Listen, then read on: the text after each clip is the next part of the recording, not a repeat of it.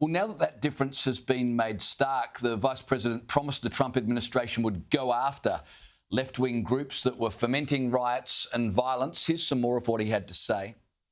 You have the crazies on the far left who are saying, oh, Stephen Miller and J.D. Vance, they're going to go after constitutionally protected speech. No, we're going to go after the NGO network that foments, facilitates, and engages in violence.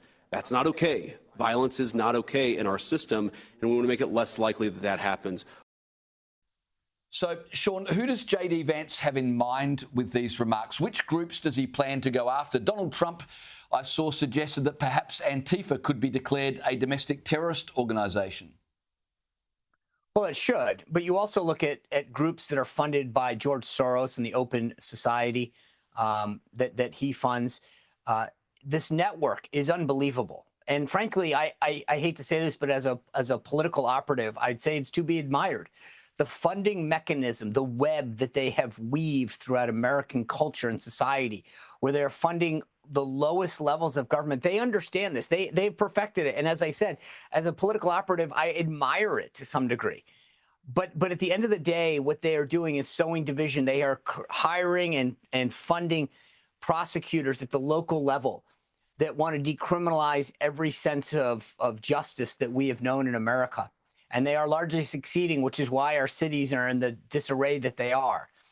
Well, meanwhile, the US military has started sacking servicemen who have celebrated the assassination of Charlie Kirk. Even an Army colonel has been suspended from duties pending an investigation after he apparently posted on social media this. He wrote, "The death of Charlie Kirk in Utah was tragic. However, we can take comfort in the fact that Charlie was doing what he loved best, spreading hate, racism, homophobia, misogyny and transphobia on college campuses." That was a Army colonel who wrote that. As I said, he's now suspended pending an investigation. So the Trump administration is not mucking around, and particularly in the military. You have a right to express yourself when it comes to policies. A tax bill, a government funding bill. You can be on either side of that. That's not only welcome, but that's our way of life in America. But when you openly cheer for the death of somebody who was assassinated because of their views, then I do think that you've crossed the line.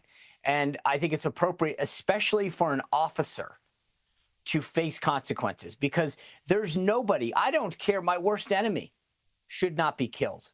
This is sick. It's so wrong to think that you as a leader, so an Army colonel, you know, it's an 06 in our military. The idea that a person at that level of our armed forces believes that you should assassinate a citizen because of their view is opposite of the very oath that we are asked to defend. Just finally, before I let you go, Donald Trump will visit the UK this week, speaking at a special dinner with the King and meeting Prime Minister Keir Starmer for a series of agreements on tech and nuclear power. I just wanted to ask you about the relationship between Donald Trump and Keir Starmer, because they're very different men with very different ideologies, and yet they seem to be able to work together. Yeah, first of all, I would say that what Donald Trump's going to look forward to really is that state dinner with the King in particular, because he loves the pomp and circumstance. He has a soft spot in his heart for the monarchy over there. So that's going to be great. But with respect to the prime minister himself, Donald Trump's a businessman at heart, and he has dealt with all stripes of people throughout his business career. And he's more than anything in pursuit of the deal. And while he's president, it's in pursuit of what's best for America, whatever that best deal is.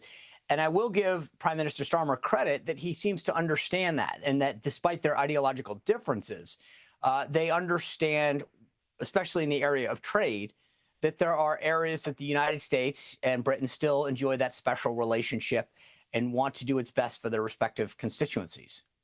Oh, well, our own Prime Minister here in Australia should take a note from Keir Starmer. It might help our country. Sean Spicer, always a joy to talk to you. Thanks for your time tonight. You bet. I'll agree with you on that front, too. Your Prime Minister might take a page out of that one.